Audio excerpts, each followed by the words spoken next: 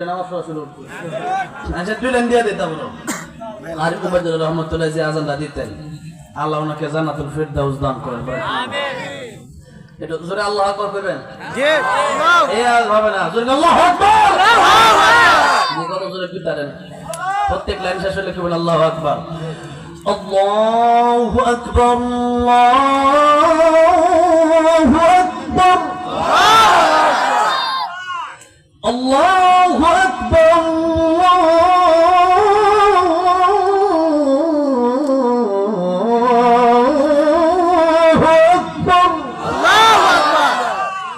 أشهد أن لا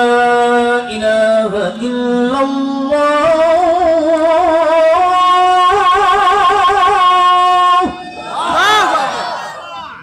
أشهد أن لا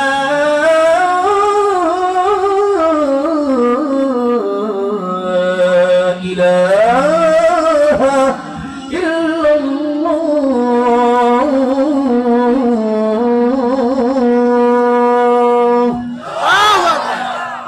হবে না পাঁচ ওয়াক্ত নামাজ পড়তে হবে